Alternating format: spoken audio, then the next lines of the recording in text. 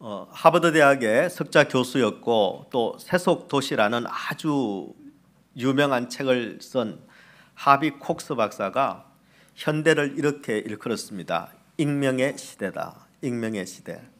타인에게 이름을 밝히지 않고 또 적당한 거리를 둔 채로 깊이 알기를 거부하는 그런 시대라는 뜻입니다. 여러분, 스마트폰이나 컴퓨터와 보내는 시간이 사람과 사람이 만나 대화하는 시간보다 훨씬 많아졌고, 그리고 점점 그 시간이 늘어나고 있습니다. 서로에 대해서 속 깊이 모르니 당연히 큰 관심도 없습니다. 수많은 사람들이 주변에 있습니다. 엄청난 정보가 SNS를 통해서 공유가 됩니다. 하지만 서로 속은 모르는 사이들입니다. 이렇게 누구와도 관계가 깊지 않고 또 서로 겉돌고 살고 있는 그런 모습이 오늘날 현대인의 모습입니다. 한국의 유품정리사라는 그런 직업이 있습니다. 특별히 고독사한 분들 혹은 홀로 그렇게 최후를 맞이한 분들의 여러 가지 삶의 흔적들을 정리하는 그런 직업입니다. 그 유품정리사 중에 김세롬이라는 분이 떠난 후에 남겨진 것들이라는 자신의 그 체험들을 녹여낸 그런 책이 있습니다. 거기에 보면은 홀로 고독사한 수많은 사람들의 이야기가 등장하는데 참 사연마다 기가 막힙니다.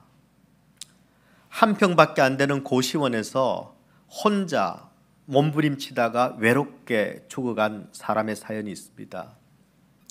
끝까지 자식에게 부담이 되지 않으려고 자신의 병을 자식에게 속이고 숨기고 참아냈던 그런 죽음의 흔적들도 있습니다. 한 집에 살았는데도 여러분, 가족 간의 무관심 속에서 3일 뒤에 발견될 만큼 그렇게 오히려 더 외롭게 죽어간 그런 사연도 있습니다. 또 부모의 죽음 앞에서 땅 문서와 그리고 통장을 찾기 위해서 가족들이 혈안이 되어 있고 서로 싸우는 그런 자식들의 모습을 담은 사연도 있습니다. 이 책을 쓴 김세롬 씨가 이 외로운 죽음들의 공통점을 딱 한마디로 이렇게 요약을 했습니다. 바로 관계의 단절 때문이다. 관계의 단절. 여러분, 관계의 단절이 인생의 마지막 길까지도 외롭고 그리고 비참하게 만든다는 것입니다. 여러분, 그래서 우리는 서로 연결된다는 것이 얼마나 큰 축복인지 그리고 얼마나 중요한 일인지를 여러분, 우리는 알아야 됩니다. 여러분은 지금 누구와 연결되어 있습니까? 여러분, 누구와 여러분은 속을 터놓고 그렇게 서로 나눌 수 있는 그런 관계를 맺고 있습니까? 우리 하나님께서는 사람을 관계에 기초해서 창조하셨습니다. 아담이 홀로 있는 것을 하나님께서는 보시기에 좋지 않았다고 말씀하십니다. 그리고 하와를 지으시고 비로소 좋다고 하셨습니다. 절대 혼자 있으면 안 된다는 것입니다. 익명으로 살면 안 된다는 것입니다. 사람과 사람과의 만남 그리고 관계의 네트워크를 건강하게 만들어 가야 합니다. 이런 의미에서 지금 여러분이 맺고 있는 그 관계들을 여러분 소중히 여기셔야 합니다. 그리고 소중히 다루어야만 합니다. 가족 관계뿐만 아닙니다. 특별히 교회 공동체 내에서 그리고 다락방에서 그리고 훈련반에서 만들어진 관계들을 귀하게 여겨야 합니다. 그리고 귀하게 만들어 가야 합니다.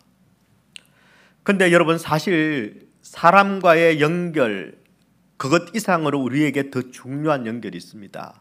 그게 뭘까요? 바로 하나님과의 연결입니다. 여러분, 사람과 사람이 끊어지면 이 땅에서 잠깐 외로움을 견뎌야 되고 불편을 감수해야 합니다. 하지만 하나님과 끊어지면 살았어도 죽었어도 우리는 영원한 생명을 잃게 된다는 것입니다.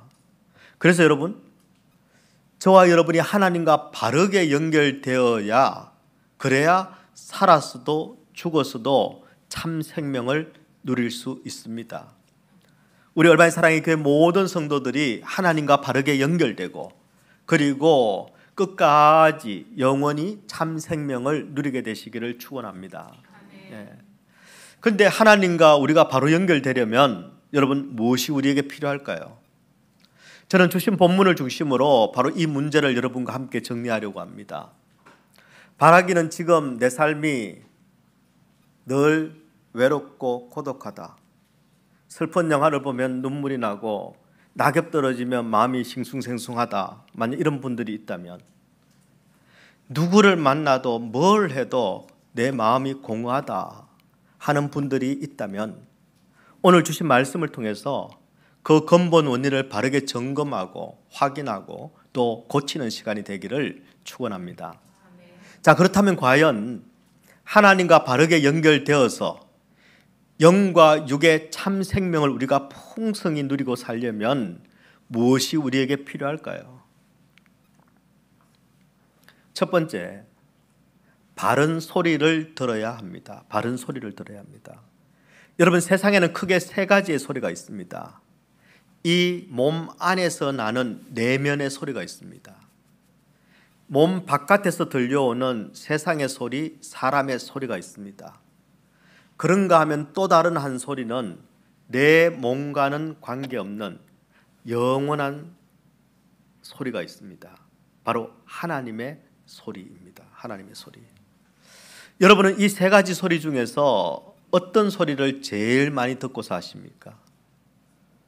내 내면의 소리입니까? 아니면 세상 소리, 사람의 소리입니까? 아니면 하나님의 소리를 내가 가장 많이 듣고 삽니까?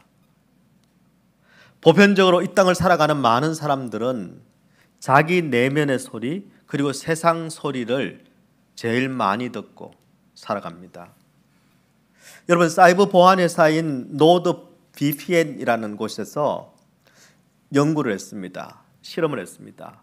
그리고 그 연구 결과를 발표를 했는데 여러분, 한국 사람들이 일주일에 온라인에서 보내는 시간이 얼마나 될까요?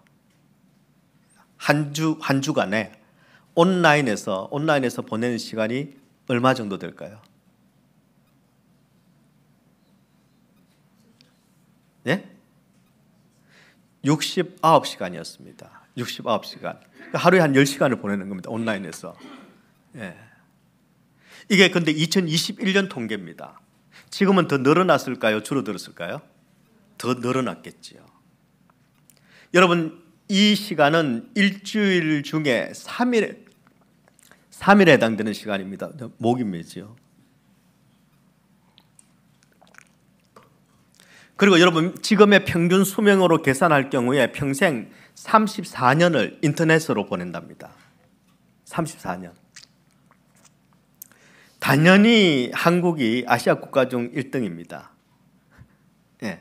소위 정보의 홍수 그리고 소리의 홍수 속에서 지금 한국 사람들이 살아가고 있습니다. 그런데요, 그리스도인들도 예외가 아닙니다. 그렇다 보니까 그리스도인들조차도 진짜 들어야 할 소리, 하나님의 소리를 듣지 못하고 사는 사람들이 의외로 많습니다. 여러분, 심지어는 하나님의 소리를 듣지 않아도 별로 불편한 게 없다 그렇게 생각하고 그렇게 말하는 사람들도 있습니다. 여러분, 세상 소리, 사람 소리 못 들으면 나만 되는 것 같아서 불안해집니다. 견딜 수가 없습니다. 근데 하나님의 소리를 못 들어도요, 사는데 별 지장 없더라 이렇게 생각합니다. 여러분, 우리는 사람들이 이야기하는 것을 못 들으면 나 없이 뭐 좋은 것 이야기하나 싶기도 하고요. 예. 어디 가서 뭐 세일 많이 하는 데 있는데 나만 모르고 비싸게 사는 거 아닌가 불안해하고요. 예. 혹시 나 빼고 나 흉 보는 건 아니겠지? 예. 내가 있어야 내 흉을 안 보겠지? 뭐 이렇게 불안해합니다. 근데 하나님의 소리를 안 듣는 데는 별 불편함도 불안함도 그리고 여러분 아무런 지장도 없이 살아갑니다. 만약 지금 여러분 가운데 맞아, 하나님 소리 안 들어도 사는데 별 지장은 없지 뭐. 들으면 좋고 안 들어도 지장 없고, 그리고 잘못 들으면은 괜히 하나님의 소리 듣고는 하고 싶은 것도 못 하고 부담은 되고, 그래 안 듣는 게 최고다, 뭐 이렇게 생각하는 분들이 만약 있다면 여러분 빨리 여러분 내 영혼에 코드가 지금 뽑혀져 있지 않는지 여러분 확인해야 됩니다. 일부 때 제가 이 설교를 하는데 제가 문득 하나 생각이 났습니다. 20년이 다 돼 가는데요. 여러분 우리 아이가 지금 없었어. 제가 우리 아이라고 이야기했는데 일부 때는 그 이야기도 못했습니다. 아이가 뭐 학교에서 뭐 프로젝트 있는데 그 뭐라 그러죠? 이렇게 뭘 녹이는 건을 써야 되는 모양이에요. 그래서 이제 컨센트 꽂을 데가 없으니까 냉동고가 하나 있는데 그거를 잠깐 5분만 쓰면 되니까 냉동고는 5분 뽑아놔 봐야 뭐 얼음이 어디 가겠습니까? 그럼 뽑아서 그걸 끼우고 썼습니다. 5분을.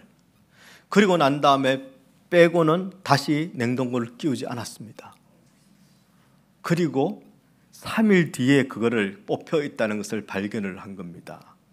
어떻게 됐을까요? 네. 냄새가 여니까 냄새가 진동을 하는데, 그럴 때는 꼭 물 꽉꽉 채워놓은 거 있죠. 그것도 비싼 걸로만. 네.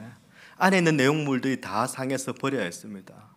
그리고 심지어는 깨끗이 씻고 락스로 씻고 했는데도 냄새가 나서 그 냉동고를 버려야 했습니다. 여러분 플러그를 꽂아 놓느냐 아니냐, 이건 굉장히 중요한 일입니다. 하나님과 연결이 안 된 채 살고 있으면요, 뭐 아무 때나 꽂으면 되지 뭐. 하나님은 어디나 계시는데. 아닙니다. 뽑히는 순간 우리의 영은 부패하기 시작합니다. 냄새나기 시작합니다. 하나님과 연결이 안 된 채 살아가면 여러분 안 됩니다. 빨리 하나님께 여러분 플러그인 해야 합니다. 예. 그래야 내 영이, 내 육이 참 생명을 누리면서 살게 됩니다. 하나님과 연결이 안 되면 반드시 영혼은 침체됩니다. 반드시 영혼은 고통을 겪을 수밖에 없습니다. 그리고 오래도록 심한 경우에는 썩어가기 시작을 하는 겁니다. 여러분 오늘 본문의 말씀은 여러분 이런 영적인 침체를 겪고 있는, 하나님과 바르게 연결되지 않아서 플러그가 뽑혀버려서 지금 어려움을 겪고 있는 엘리야에 관한 이야기입니다. 여러분 엘리야는 성경에 나오는 인물 중 가장 영성이 좋은 그런 사람으로 일컬어집니다. 가장 위대한 선지자입니다. 그리고 가장 위대한 일을 많이 했습니다.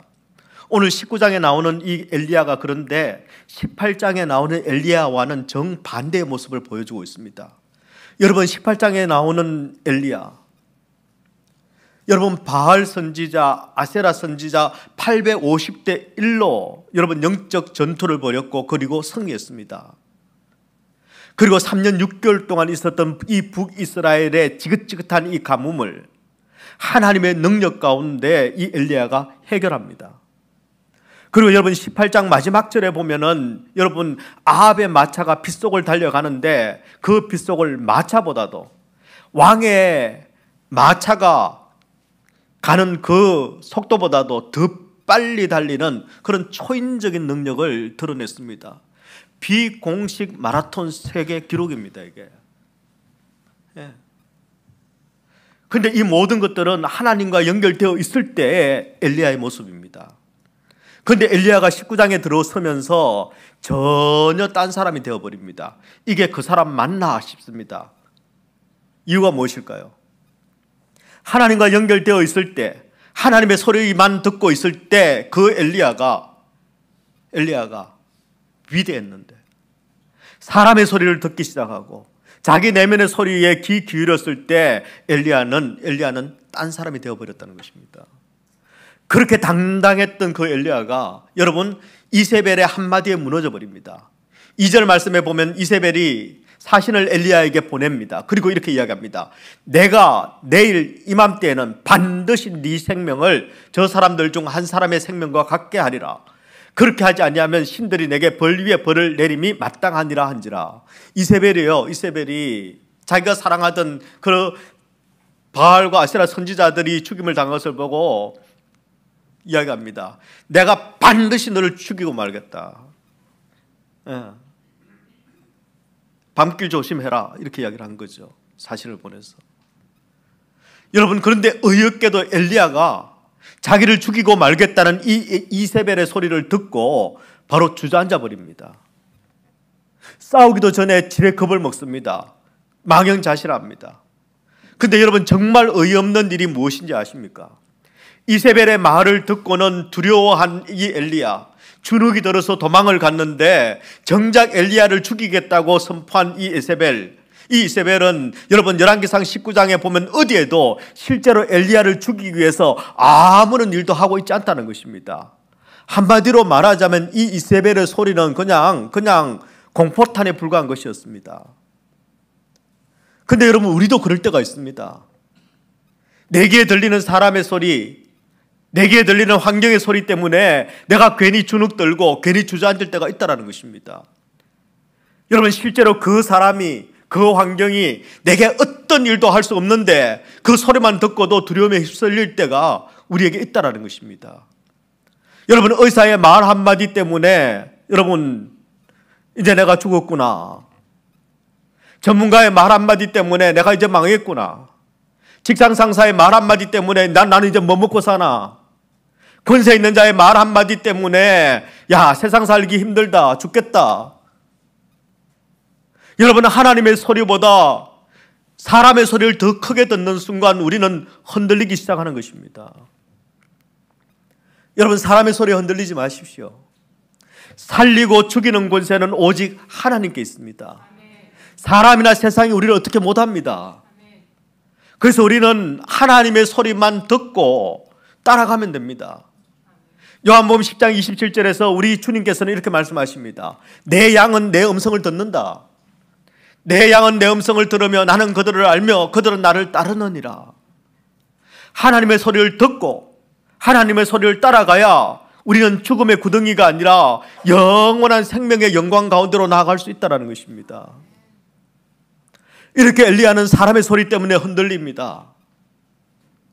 그 위대했던 선지자 엘리야가 이세벨의 소리 그 한마디 때문에 흔들리기 시작하고, 그리고 심지어는 뭐라고 합니까? 죽고 싶다, 죽고 싶다. 영적인 우울증에 빠졌습니다. 열왕기상 19장 4절의 말씀입니다. 자기 자신은 광야로 들어가 하룻길쯤 가서 한 로뎀나무 아래에 앉아서 자기가 죽기를 원하여 이르되 여호와여 여호와여 넉넉하오니 지금 내 생명을 거두시옵소서. 나는 내 조상들보다 낫지 못하니이다 하고, 여호와여 여호와여 이제 됐습니다. 이제 제발 내 생명을 좀 거두어가 주십시오. 나는 못 살겠습니다. 나는 못 살겠습니다. 이렇게 지금 하나님 앞에 요청하고 있습니다. 나는 내 조상들보다 낫지 못합니다. 나는 못난입니다. 아니, 엘리야가 못난이면은 그러면 나는 어떻게 해요? 근데 여러분, 이 모든 것들은 하나님의 소리를 듣지 못하면 내 내면의 소리가, 사람의 소리가 더 크게 들리기 때문에 일어나는 현상입니다. 여러분, 실제로 우울증이나 영적 침체를 겪는 많은 분들을 보면은 자기의 생각, 자기의 확신이 많습니다. 내 생각에, 내 느낌에 이런 이야기를 많이 합니다. 기준이 하나님이 아니고 기준이 자기 자신입니다. 내가 어떻다, 내가 어떻다. 지금 엘리야는 자기 내면의 소리를 따라가고 있습니다. 그리고는 심지어 죽고 싶다는 생각을 합니다. 이제 더 이상은 선지자 사이 그만두고 싶다, 이런 생각을 합니다. 그리고 자신이 다른 사람보다 열등하다라고 생각합니다. 여러분, 우리가 사실 절망하는 가장 큰 이유는 외부의 환경이나 그리고 누구누구 때문이 아닙니다. 내 절망의 근본적인 이유는 바로 내 내면의 소리 때문입니다. 하나님의 소리가 아니라 자꾸 내 안에서 나오는 소리를 따라서 우리는 뭐라고 생각합니까? 스스로 나는 열등하다, 나는 못났다라고 생각합니다. 나는 이것도 못하고 나는 저것도 못한다고 생각합니다. 스스로 여러분 이건 불가능하다라고 우리는 생각을 합니다. 그리고는 마침내 우리가 이르는 결론은 무엇입니까? 아이, 그러니까 그만하자, 그러니까 포기하자, 그러니까 이건 안 된다니까. 라고 내 마음대로 결정을 합니다. 여러분, 나를 낙심시키는 것, 나를 절망하게 만드는 것, 나를 우울하게 만드는 것, 그리고 나를 두려워하게 만드는 것, 이런 것들은 절대 하나님의 소리가 아닙니다. 하나님의 소리 일리가 없습니다. 우리 하나님의 소리는, 우리 하나님의 음성은 우리를 일어서게 만드는 소리입니다. 여러분은 우리 하나님께서는 오늘 본문의 5절 7절에 보면은 두 번이나 엘리야에게 말씀하십니다. 뭐라고 말씀하십니까? 그를 어루만지며 그에게 이르되 일어나서 먹어라. 일어나서 먹어라. 7절입니다. 다시 와서 어루만지며 이르되 일어나 먹어라. 일어나 먹어라. 여러분, 하나님은 낙심과 두려움과 절망 가운데 빠져있는 엘리야에게 말씀하십니다. 일어나라. 일어나라. 그리고 먹어라. 여러분, 무엇을 일어나 먹으라고 하시는 겁니까? 6절의 말씀에 보면 본적 머리맡에 숯불에 구운 떡과 한 병 물이 있더라 이렇게 되어 있습니다. 간단하게 정리를 해드리자면 여기 나오는 숯불에 구운 떡, 이것은 바로 성령으로 조명받은 말씀입니다. 그리고 한 병 물, 이 물은 생수를 의미합니다. 여러분, 우리를 절망 가운데, 낙심 가운데, 두려움 가운데서 우리를 일어나게 만드는 힘, 여러분, 그것은 세상의 떡과 물이 아닙니다. 바카스를 한 병 들이킨다고 되는 문제가 아닙니다. 세상의 위로와 힘이 아닙니다. 우리를 회복시키고 우리를 일어나게 하는 힘은 생명의 떡이신 예수 그리스도이십니다. 우리에게 생수가 되시는 바로 예수 그리스도, 그분을 우리가 먹을 때, 그분을 우리가 마실 때 우리 안에서 진정한 회복이, 진정한 생명이, 진정한 능력이, 진정한 에너지가 우리 안에서 새롭게 시작된다는 것입니다. 저는 저와 여러분이 우리를 두렵게 만드는 것, 우리를 포기하게 만드는 것, 주저앉게 만드는 것, 낙심되게 만드는 것, 바로 그 사람의 소리, 내 내면의 소리가 아니라 일어나라, 그리고 먹어라 하는 이 하나님의 음성을 듣게 되기를 우리 주님의 이름으로 축원합니다. 그리고 이 하나님의 소리를 듣고 일어나고 그리고 마침내 승리하는 복된 인생들이 다 되시기를 우리 주님의 이름으로 축원합니다. 두 번째입니다. 영육간에 참 생명을 주시는 우리 하나님과 바르게 연결되려면 여러분, 바른 장소를 찾아야 합니다. 여러분, 오늘 본문 속에는 엘리야가 찾아간 세 곳의 장소가 나옵니다. 3절 말씀에 보면 브엘세바, 4절 말씀에 보면 광야, 그리고 8절 말씀에 보면 호렙산이 등장을 합니다. 여러분, 하비콕스는 세속도시에서 익명성을 이야기했지만 또 한 가지 이 세속도시의 특징 가운데 하나 이동성을 이야기했습니다. 자기 가고 싶은 대로 가는 거죠. 여러분, 자신을 죽이려는 이 이세벨을 피해서 엘리야가 가장 먼저 찾아간 곳은 저 유다 땅 브엘세바였습니다. 브엘세바는 유다의 저 남쪽에 있는 땅입니다. 북쪽으로는 여러분 이스라엘을 단에서 어디까지요? 브엘세바까지. 북쪽으로 가장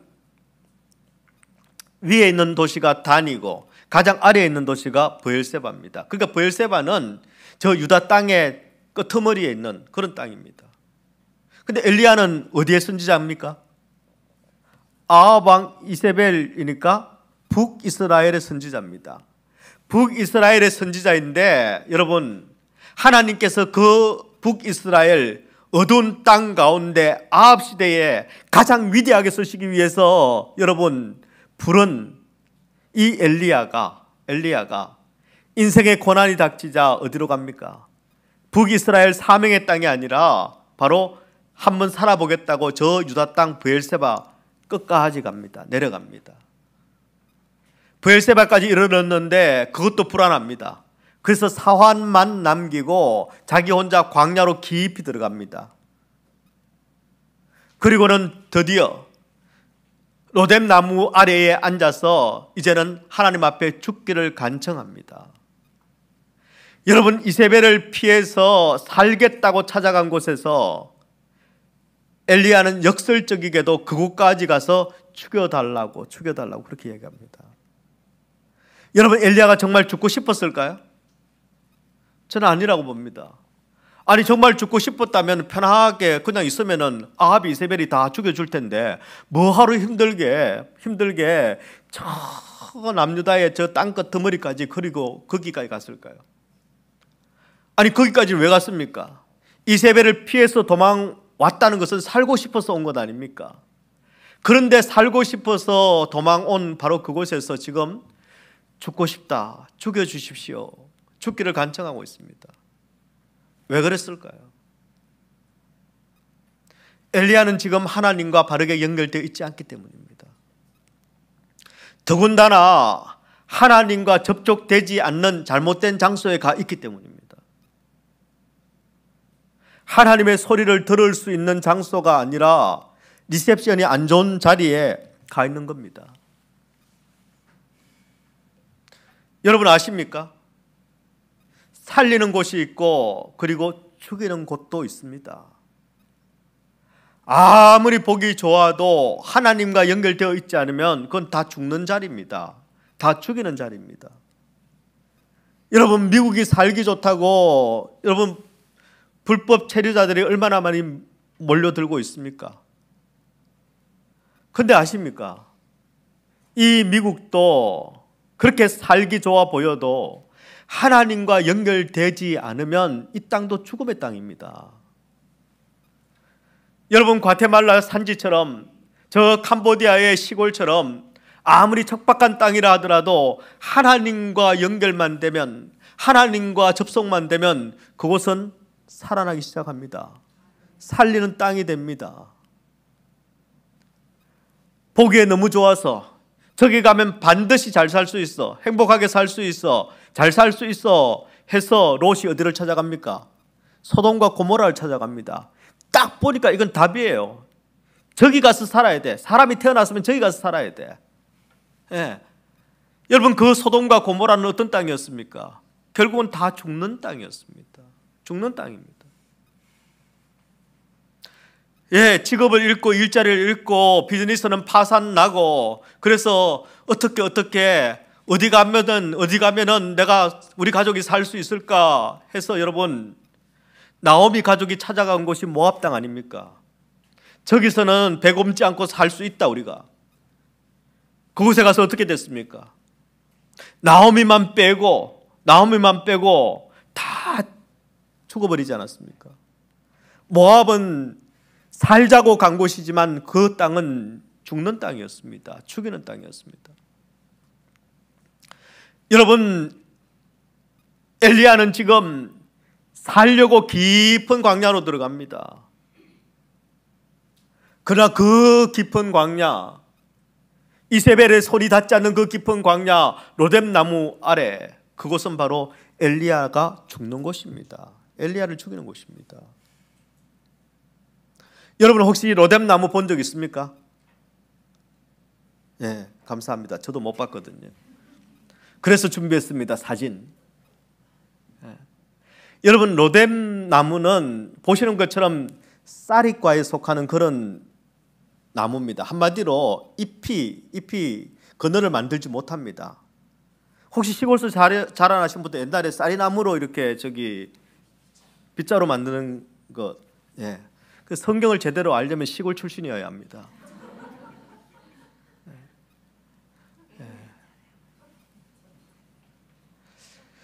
로뎀 하면 로뎀 많이 들어보셨죠? 한국 가니까 카페 중에서 로뎀이라는 카페가 많고요. 뭐 로뎀 아니면 로뎀 나무, 뭐 교회 이름 중에도 로뎀이 있고 그렇더라고요. 로뎀이 어떤 뜻일까요? 이 로뎀이라는 이름의 뜻은요, 기근, 절망, 시궁창, 진흙. 그거 사실 로뎀 카페는 시궁창 카페 뭐 이런. 예. 여러분 하나님과 연결되지 않으면요, 이게 살리는 땅인지 이게 죽이는 땅인지 이게 살리는 소리인지 이게 죽이는 소리인지 분별을 못합니다. 사람은 제 아무리 똑똑해도 분별 못합니다. 여러분 엘리야 같은 영적인 거장도 지금 넘어집니다. 그럼 우리 같은 보통 사람들은 오죽하겠습니까? 예. 여러분이 지금 잘 살아보겠다고 지금 가고 싶은 곳, 아니면 지금 잘 살아보겠다고 지금 찾아가고 있는 곳은 여러분 어떤 곳들입니까? 여기 있으면 죽을 것 같고, 여기 있으면 망할 것 같고, 여기 있으면 안 될 것 같고, 그래서 더 잘 살아보겠다고 여러분이 지금 찾아다니는 곳은 어떤 곳입니까? 일자리가 풍성한 곳입니까? 물가가 훨씬 쌉니까? 아니면 아이들 교육하기가 정말 좋은 곳들입니까?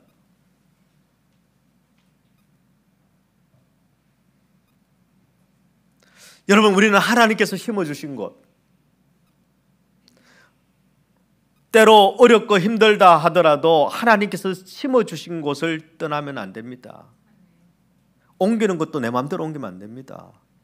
하나님이 옮기셔야 되는 겁니다.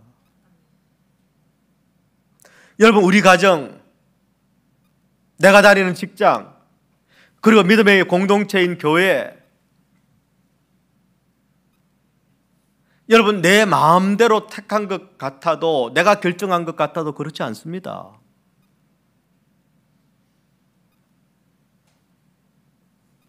오고 싶다고 올 수 있는 곳입니까? 오늘 여러분 제 발로 여기 걸어오신 분 여기 있습니까?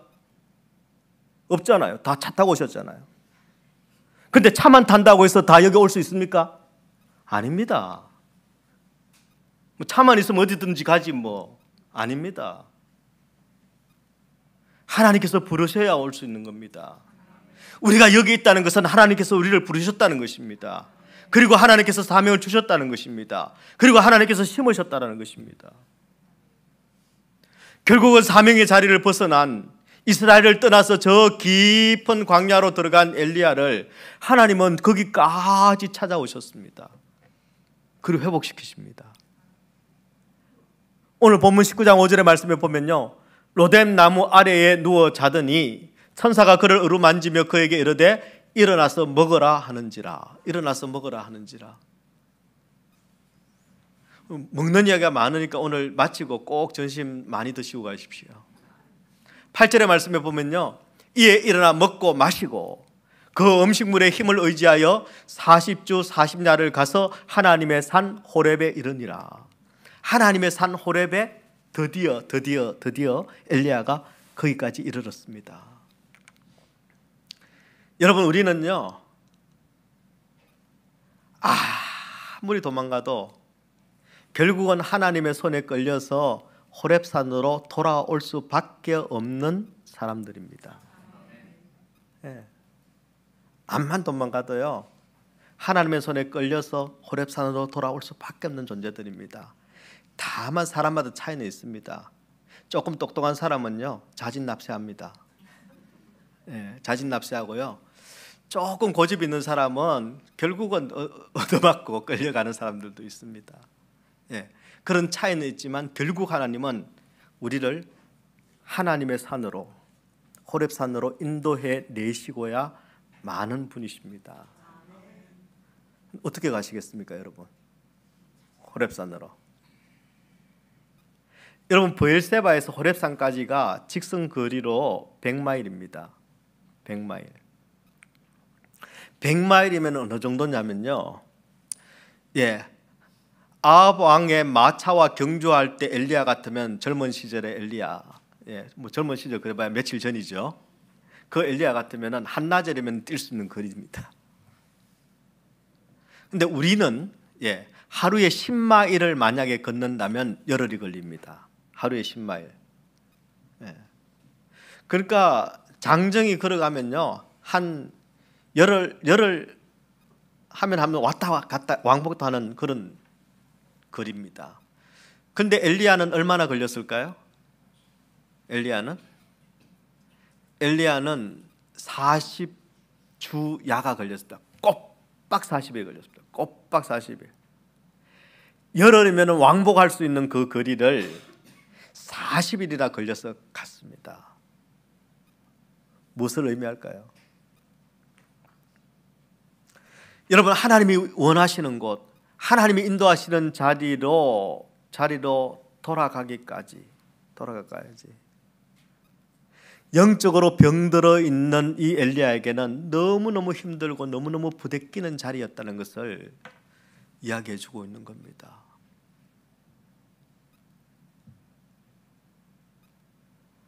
왜 그렇습니까? 하나님이 원하시는 그 자리는 언제나 영적 전쟁이 치열하게 일어나는 자리이기 때문에 그렇습니다. 마귀는 우리를 자꾸 그 자리에서, 그 길에서 막아서려고 하고 빼내려고 하고 방해하려고 합니다. 그래서 여러분, 너에게로 돌아가기까지가 그렇게 힘이 드는 겁니다.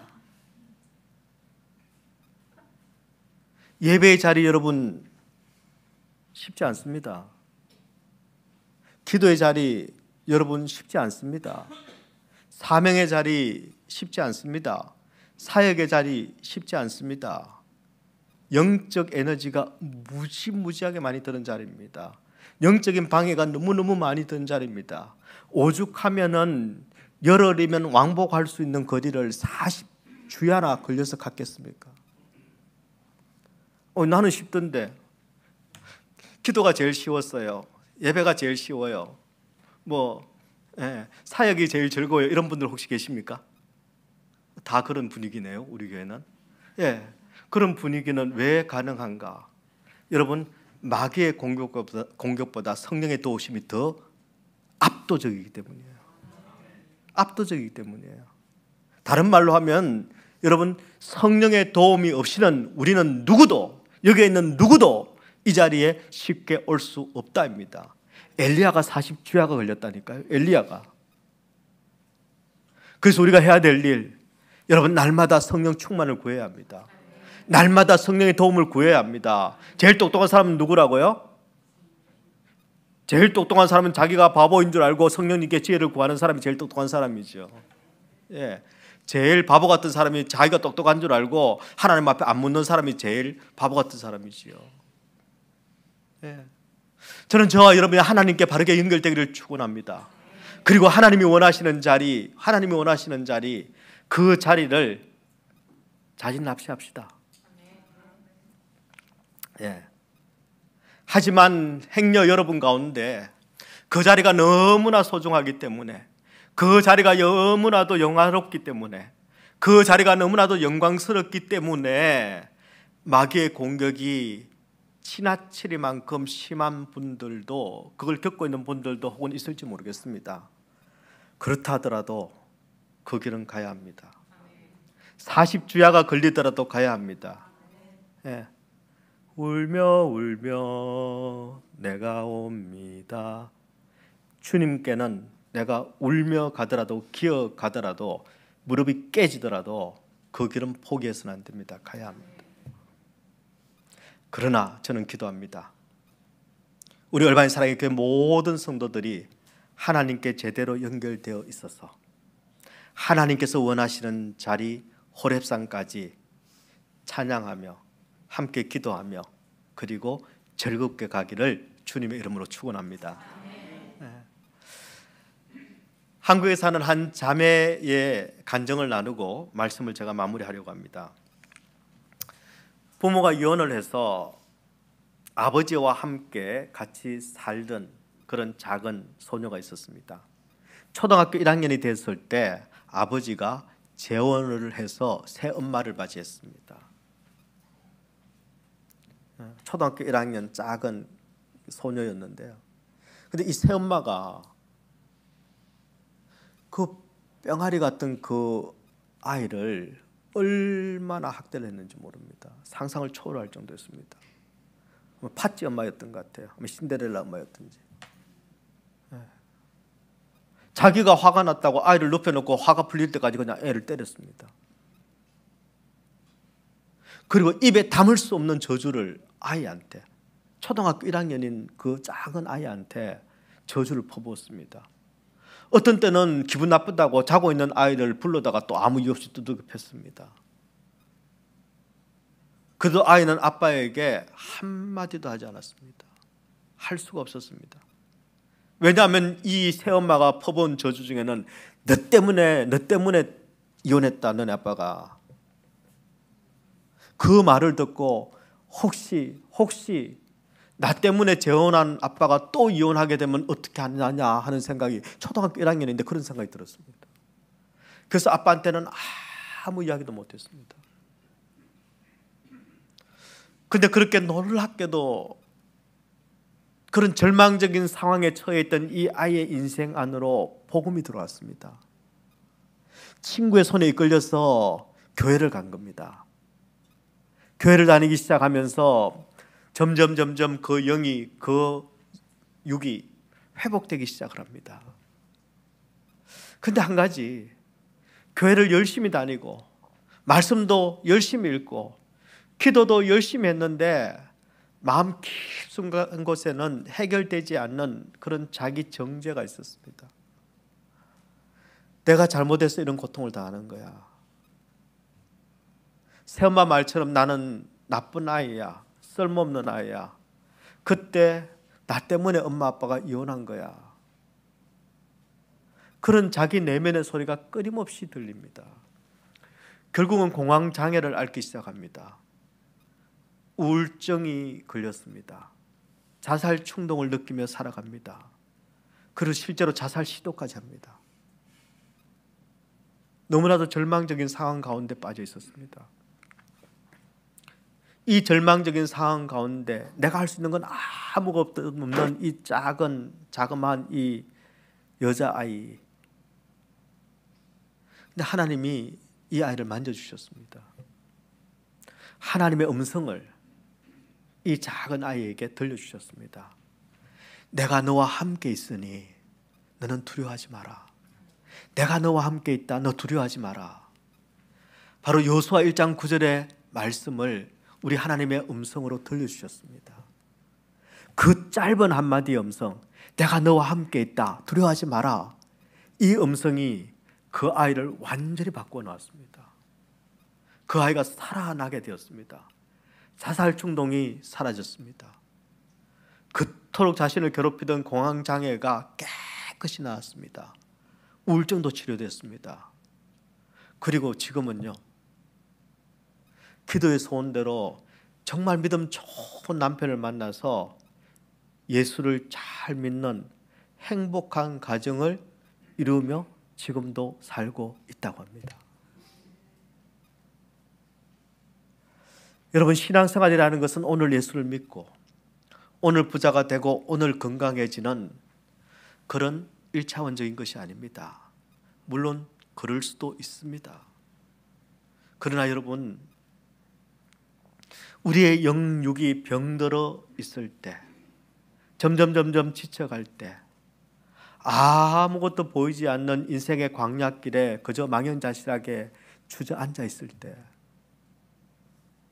마침내 거기까지도 찾아오셔서 내 지친 손을 붙들어 주시고 나를 광야가 아니라 로뎀나무 아래가 아니라 하나님의 산으로, 호렙 산으로 인도하시는 그 하나님의 사랑, 그 하나님의 은혜를 경험하고 사는 것, 그것이 신앙생활입니다. 교회를 왔다 갔다 하는 건 교회 생활이고요.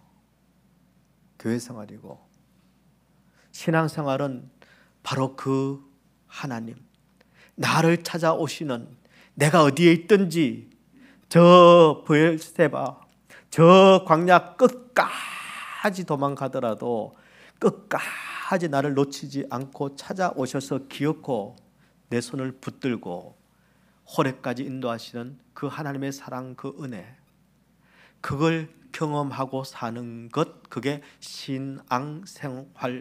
그게 신앙생활입니다. 그 하나님의 사랑, 그 하나님의 은혜가, 여러분, 그게 복음입니다. 그게 복음의 핵심입니다. 지금 여러분은 어떤 일로 힘들어하고 있습니까? 어떤 일로 여러분은 고통스럽습니까? 여러분이 도망가고 싶은 자리는 어떤 자리입니까? 더 이상 견딜 수 없는 자리는 어디입니까? 하나님은 지금도 우리에게 말씀하십니다. 내가 너를 도와줄게. 내가 너를 도와야지.